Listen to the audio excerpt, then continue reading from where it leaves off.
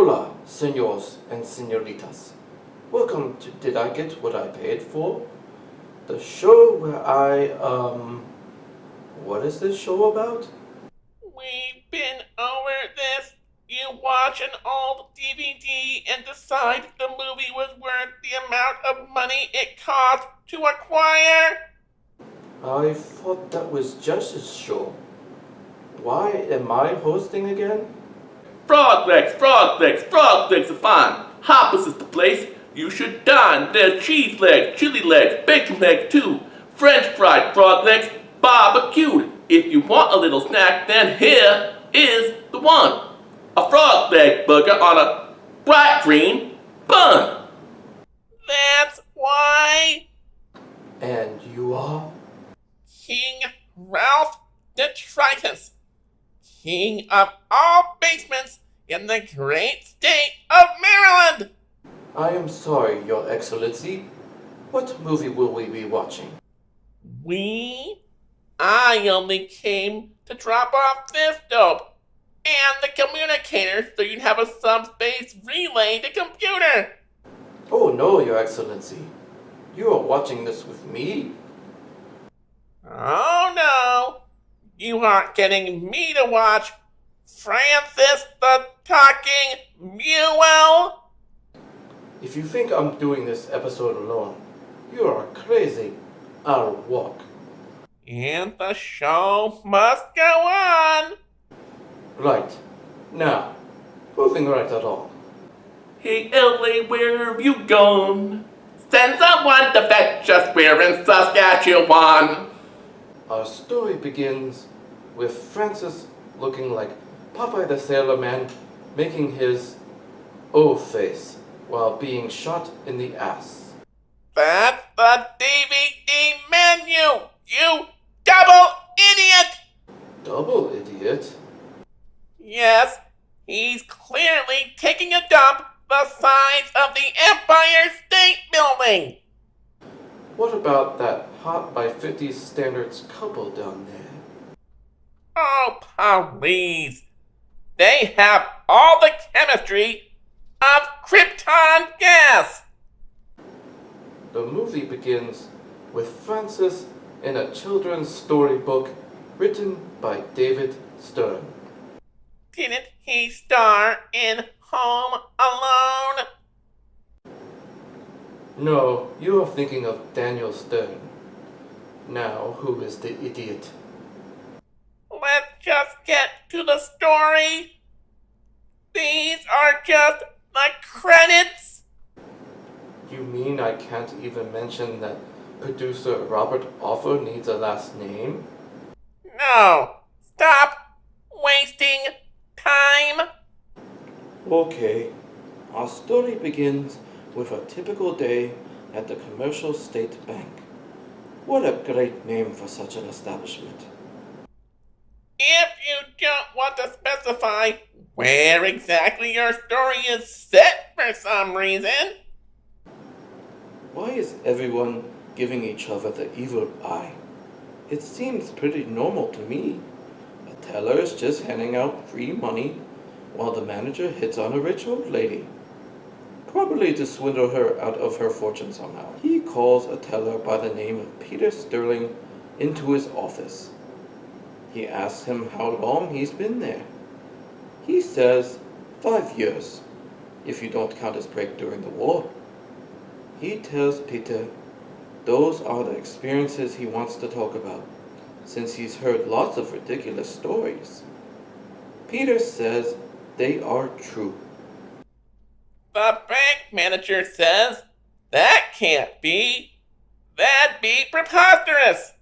He's real stern about it, like a dad giving him the talk about where little bank tellers come from.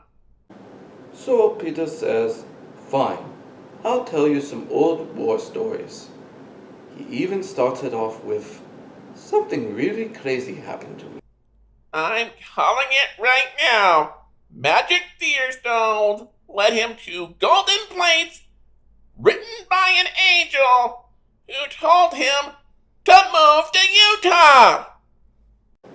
Good guess. But no, he was stationed in Burma. He was on patrol, but he took a nap. He wakes up and takes a sip from his wink wink, nudge nudge canteen. Bobs start flying and a voice tells him to keep low. He does. Then he looks around for who said it. But he only sees a mule. He turns around and the same voice badmouths him. But he soon realizes it was indeed the mule talking.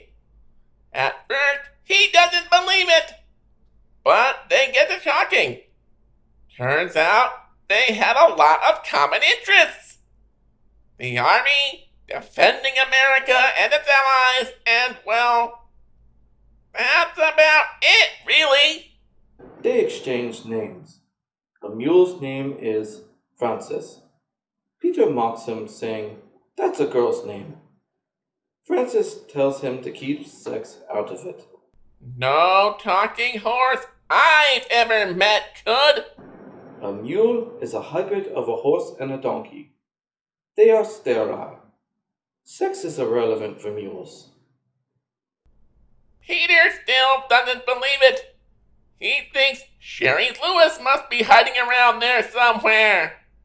Either that, or the side effect of a concussion. Or the booze. Or PTSD. He tries blinking, but Francis is still there.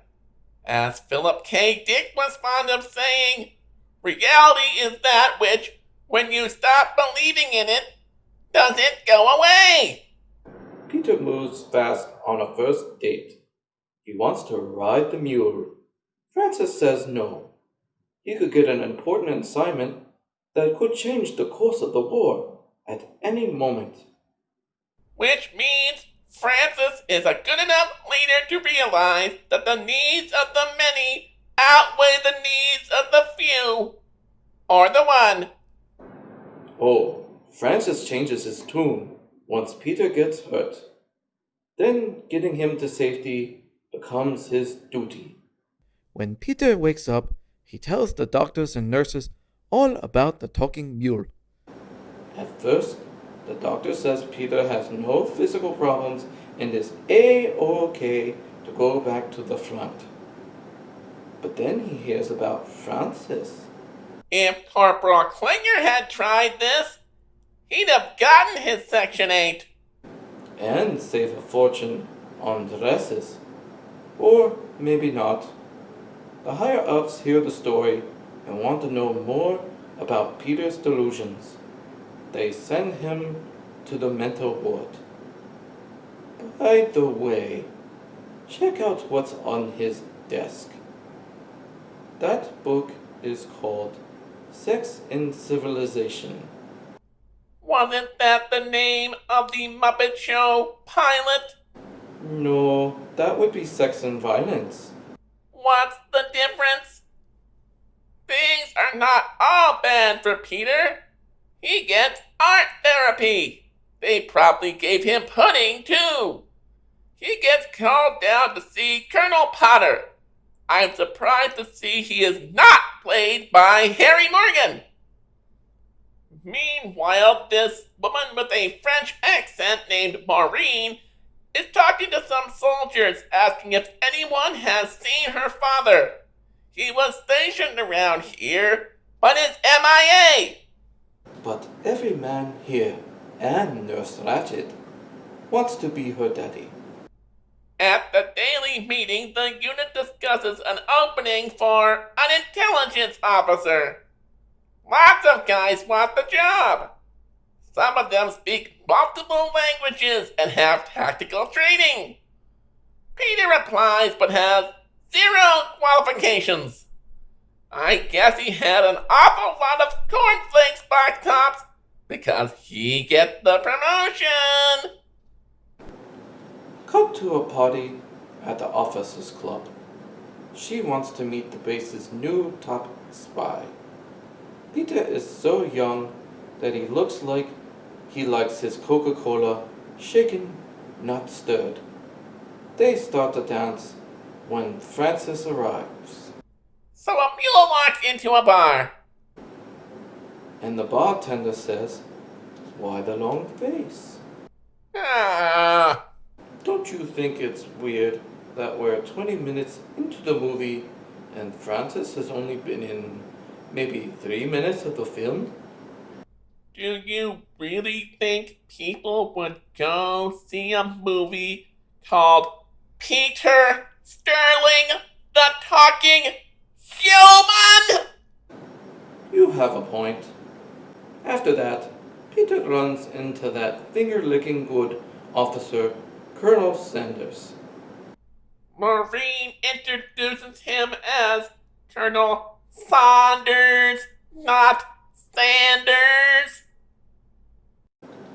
The nurse talks to Maureen and tells her all about Sterling's problems. Great understanding of HIPAA there, huh? Maureen and Peter go back to dancing. She mentions how she likes to get swept away. I bet that's not all that she likes.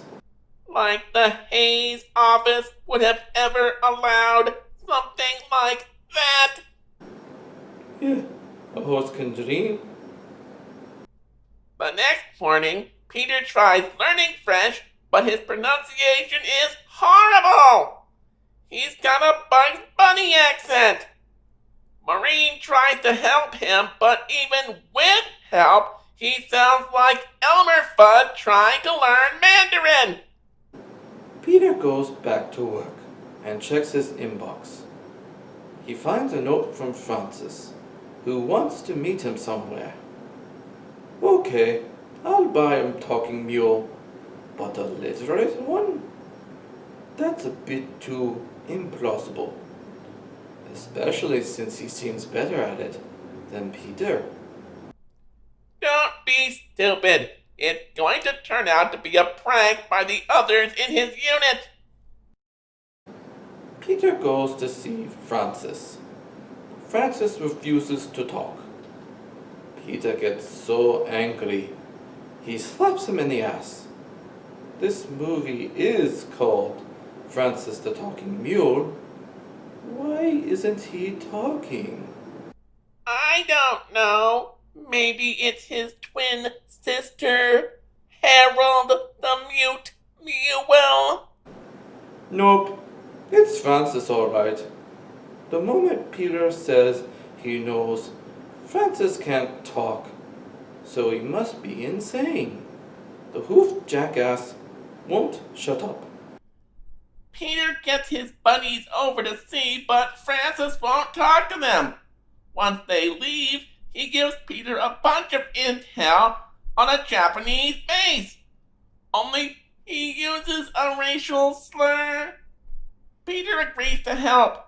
They come up with a plan to make Peter look like a hero. He'll just say it was an anonymous source, because no one would believe the info came from a mule. Peter requisitions an entire arsenal, but goes to attack the base solo. His disguise is so stupid that it makes Private Snafu seem competent at his job. Then Francis takes command of the raid and continues his racist tirade. So Francis is the horse and donkey community's Mel Gibson? Ugh! Look at these sets. If Jess were the one reviewing this, he'd be singing, "Do I want you all? Do I, maybe? Did I do?" You're kidding, right? This is more like Francis, First Blood. Peter shoots his weapons into the air. It makes the 4 Japanese soldiers think there is more than just one guy. In their terror, they shit their pants and surrender. It turns out these Japanese soldiers know English because they went to an Ivy League school.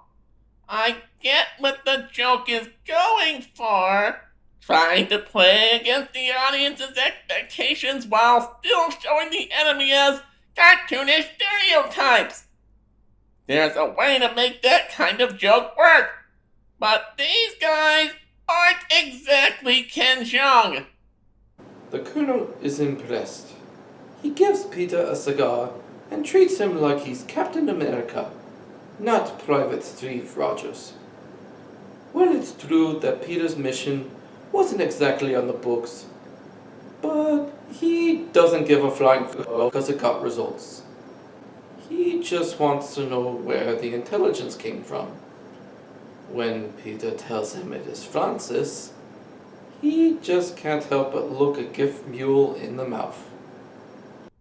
So good old Pete winds up back in the psych ward.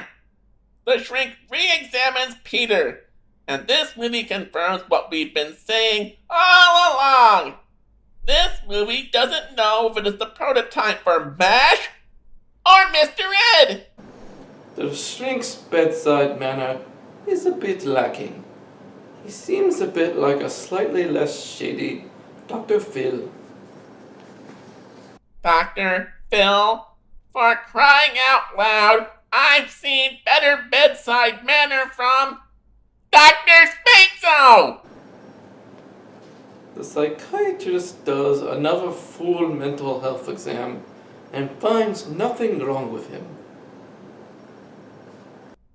If you ask me, in an insane world, the only rational response is insanity. So Peter has to be crazy because he is not insane. As it stands, half the base thinks he's crazy. The other half thinks he's sane. A bit like Don Quixote. No, Don Quixote rode the horse. Sancho Panza rode the mule. Anyway, Peter is given a diagnosis: battle fatigue. The cure is more action. Violent action. They want him to commit war crimes? Probably. But it was rumored the Japanese biowarfare unit 731 had a branch outside of Rangoon, around where Peter would be attacking. So excuse me for not feeling bad about one of our war criminals wiping out a bunch of their war criminals. Later, Francis calls Peter in his office. He says he knows all about his next mission. Wait, should we be worried that Francis is a double agent? Peter doesn't believe him at first, but puts his orders in his jacket just to be sure. Francis has a plan to beat the Japanese. Go out there and let the enemy know they are coming. He says if they do that, Peter and company can't lose. Yes, the enemy will know they are there, but they would know that and could plan for it. I don't see how that would work. Let's say you wanted to kill me. You have 2 glasses of wine. 1 poisoned, 1 fine. You let me choose which glass to drink from. Okay, where are you going with this? Now, a clever man would put the poison in his own goblet because he would know that only a great fool would reach for what he was given. I am not a great fool, so I can clearly not choose the wine in front of you. But you would have known I was not a great fool. You would have counted on it, so I can clearly not choose the wine in front of me. Okay. Francis leads Peter, and Peter leads the company to complete their mission by any means necessary.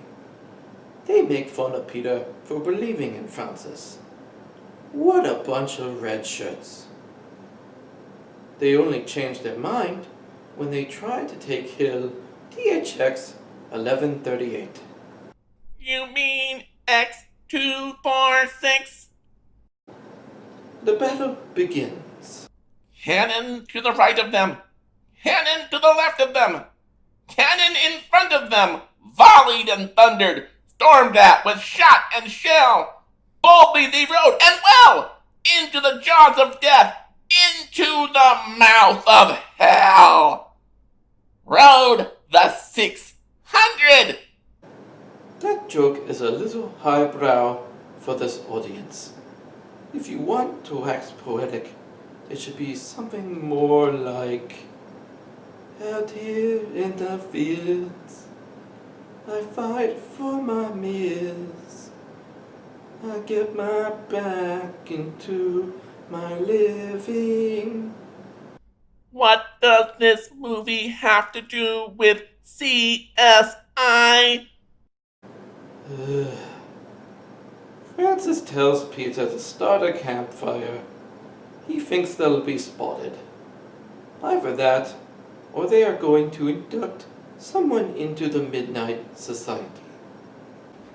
This looks familiar. Vaguely familiar. Almost unreal yet. It's too soon to feel yet. The enemy attacks. When the battle ends, they return to the base as, heroes, I guess? The Colonel wants Peter to tell him what happened. Wait, were Peter and Francis the sole survivors or something? Otherwise, why ask them? Peter tells the truth and is back to doing basket weaving. The nurse tells him he has a visitor. It's Maureen, which is good since the doctor said he needed stimulation. Who is this psychiatrist? Dr. Roof? Peter wants to know why she's there. She says everyone is worried about him. Her most of all.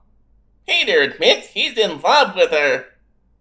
Flashing lights interrupt them. It turns out to be a message from Francis. Caught blocking someone via Morse code? Man, that's harsh. She helps Peter sneak past the guard by creating a distraction. How exactly does she do that? Oh, well, she changes into a birthday suit. Peter goes into the swamp to meet up with Francis when Kermit the Frog comes biking along the other way. If Frog couldn't hop, I'd be gone with the wind. Peter starts talking to Francis. The talking mule starts doing his impression of Marcel Marceau. What's her name shows up and starts making with the innuendos. She starts saying talking with the mule is unhealthy. But that gets her turned on. She's like a breath away from going, Mr. J, don't you want to ride your Harley? Sterling gets mad at Francis. Maureen tries to get him to talk, but he won't say a word, so she goes back to camp. Once she's gone, it turns out Francis was gaslighting Peter.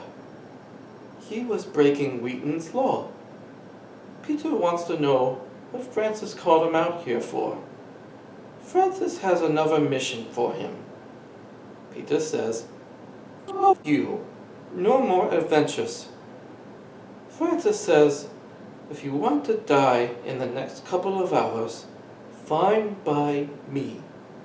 It turns out Maureen led the MPs to Peter and Francis. Peter hides in the bushes.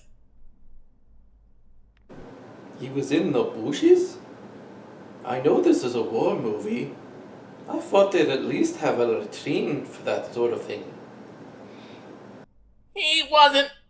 Never mind. Francis tells Peter the Japanese are planning a major raid at 4:35 p.m. Is he in or is he out? Peter goes to his CO who wants to know his sources, but orders him not to say he got the information from a talking Mule. So he doesn't. The CO asks for the name of his source. Peter says, "I can't tell you." The commander asks why. Sterling says, "You ordered me not to." Rather than sending Peter back to the mental ward. He just goes with it. He sends evacuation orders to the entire base and orders all facilities in the area to be on the lookout. And then we get what all you did I get what I paid for fans were waiting for. A stock footage attack! That's really the only type of attack we get because by 4:35 we get zip, zero, zilch, nada. The general gets pissed because nothing happens. You know what that's like, don't you, Ralph? I heard Rainbow Bright said the same thing Saturday. Right. Sorry. Sterling goes out to talk to Francis to find out why nothing happened. Right when Francis says his intel must have been wrong. Enemy planes come out of nowhere. Damn Romulan cloaking devices! Back at base, the Colonel wants a real explanation for how Peter knows what he knows. He thinks Peter must be protecting someone. So he asks about the girl. He wants to know about her, not some mule. But Sterling still insists his source was Francis. So, back to art class. Wait, he's weaving a basket for himself? Basket case? Get it? Waka waka, eh? Look at that food he's getting. It's not mush and gruel. No wonder he wants to stay. No, the waiter is taking it all away. It must be from Chipotle. Nurse Ratchet comes to see Peter. He wants to know when he can expect visitors. She says never, especially not Maureen. The doctor has ordered no stimulation. Who is his psychiatrist? Egon Spangler? General Stevens wants to know the truth about Peter's source. Peter keeps telling them he's telling the truth. Peter suggests the General talk to Francis himself. The General says, that's absurd. Then he goes and does it anyway. Just does the same thing with videos involving the Flintstones. Shut up, dum-dum. Francis is afraid that if the army finds out he can talk, they'd send him to animal training school. He's been in the army for 7 years, so that would be a disgrace. I say, since he is at least 7 years old, they put Francis in the 2nd grade. Why? So he can get more of an education than Peter. Ask a stupid question, get a stupid answer. So, here's a good question. If Francis hasn't been to animal school, then who trained him? Not relevant. Peter comes up with a plan. Francis respects the chain of command, so if a general gave him orders, he'd follow them. He starts giving him standard marching orders, and Francis follows them to the letter. By the time it was over, I expected them to do some chants to go with it. Repeat after me, soldier. Sir, yes, sir! I don't know what I've been told. I don't know, but I've been told Eeyore's balls are wrinkled and old. Eeyore's balls are... What? Of course, then General Stevens orders Francis to report, and we get nothing.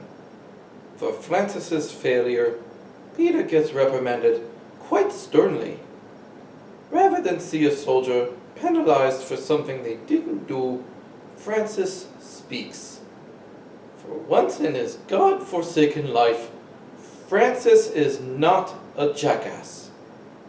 The general decides to interrogate Francis, but all he gets are name, rank, and serial number. Why is Francis acting like he's a prisoner of war? The general apologizes to Peter and says a talking mule could fuel the fire of the war. Francis says that's the last thing he wants. So would any other sane beings. Furthermore, it is Francis's strongest spiritual belief that God made a mistake when giving him the ability of speech, so it is a gift he uses sparingly, only when given no other choice.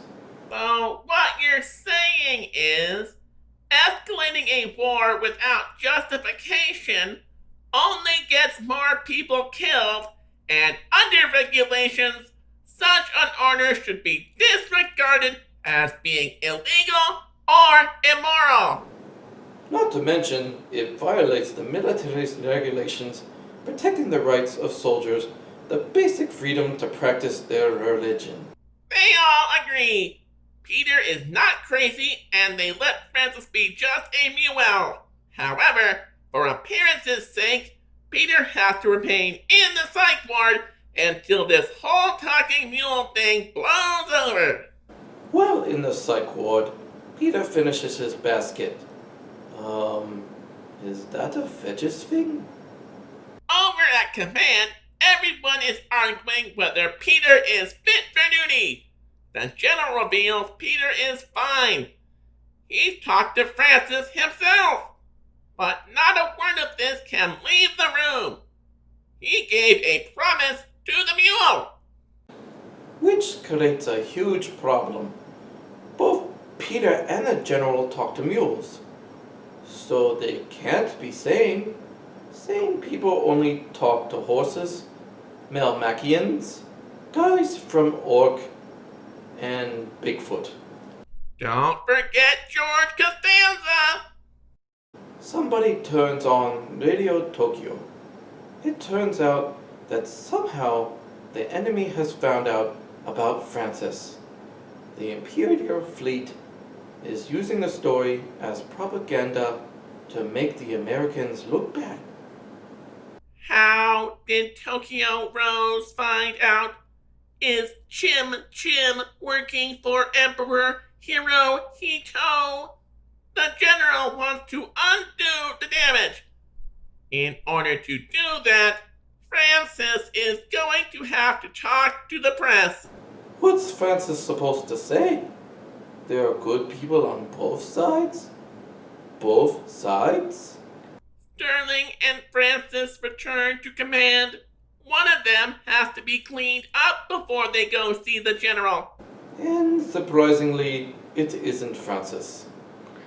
Francis is there under protest. He has to talk to the shrinks. The general tells Francis if he doesn't talk, the morale of the entire unit is lost. Which reminds me of another poem. For want of a nail, the shoe was lost. For want of a shoe, the horse was lost. For want of a horse, the rider was lost.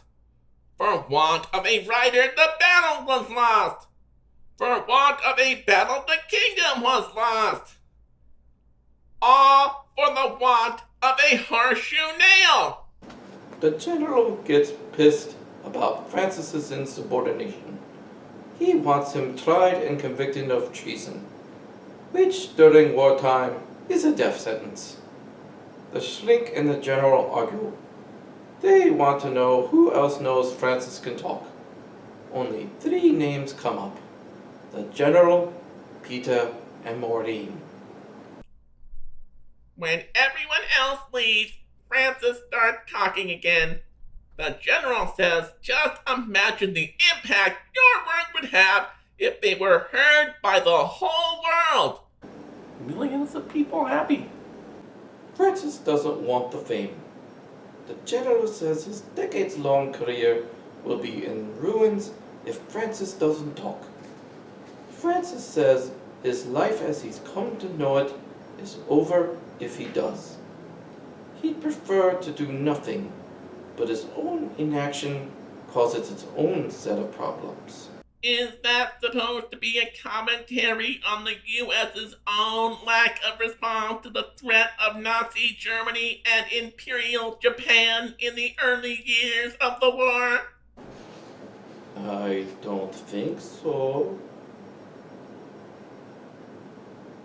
The Colonel tells everyone that Maureen will take Francis's place at the press conference, which I guess is fine with Francis. It beats doing a quarter in Leavenworth. Peter wants to know what Maureen would be doing. I'd make a joke here, something like pole dancing, but Francis beats us to it.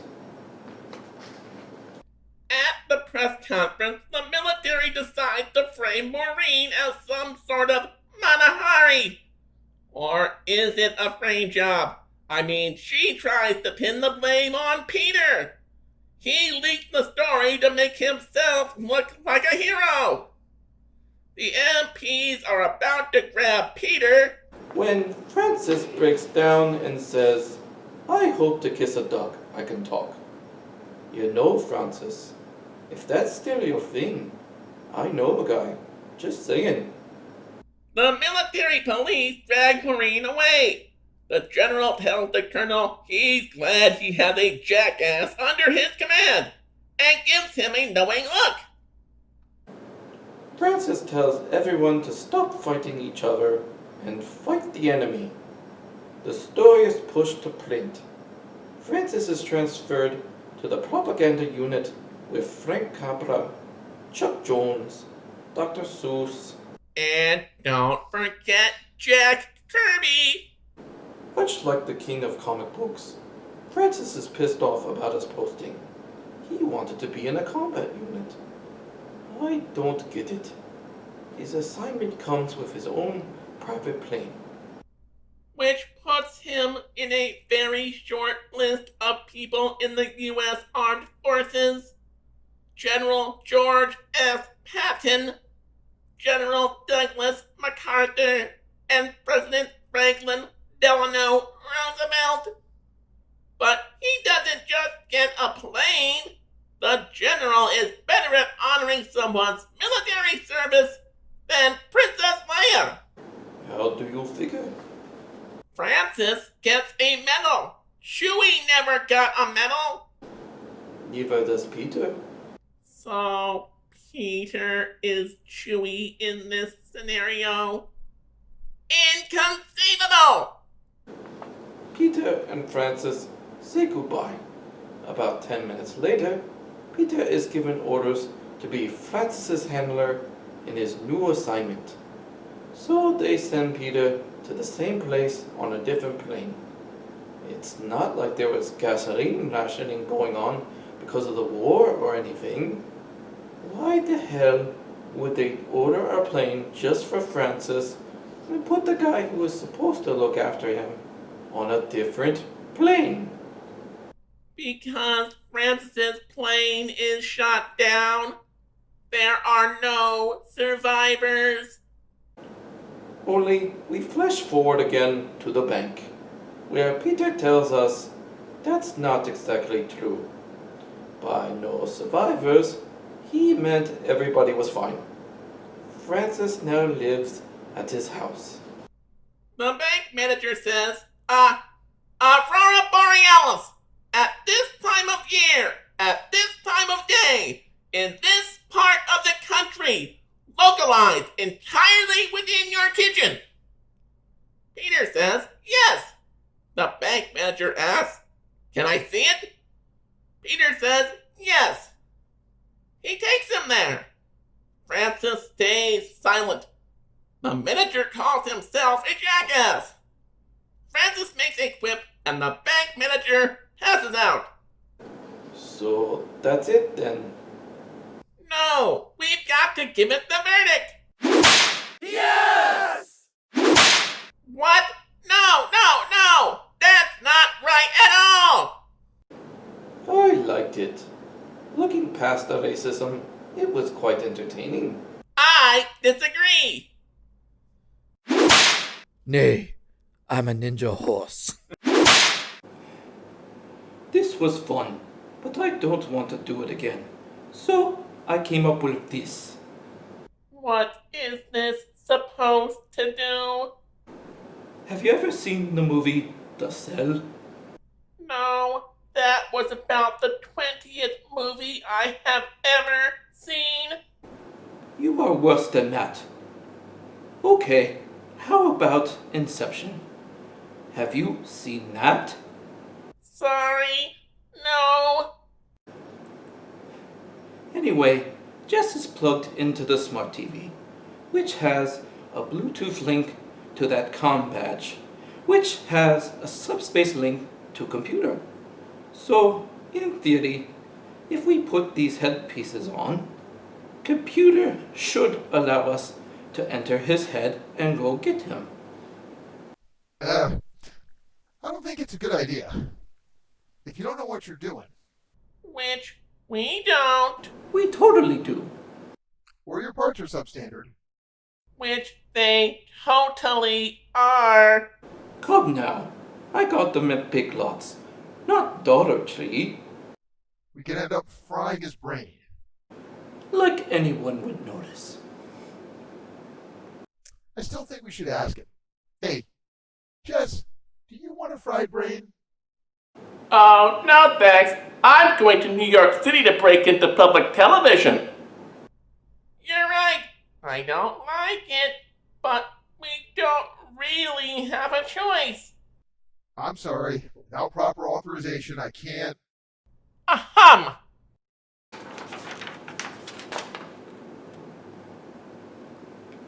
Why did he give you power of attorney? Whatever. I've always wanted to try this. Let it rip.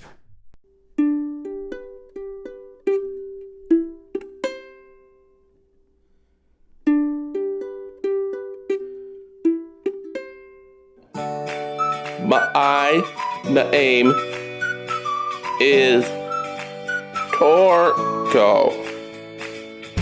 I do the Patreon pitch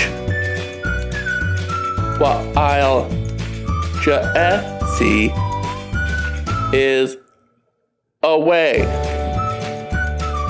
If you like this video,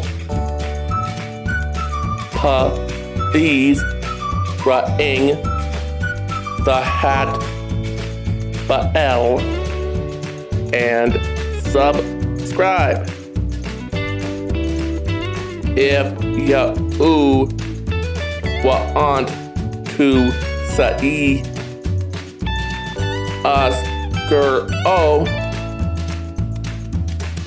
visit patreon.com/parody error films. Join now for early access to my Christmas card.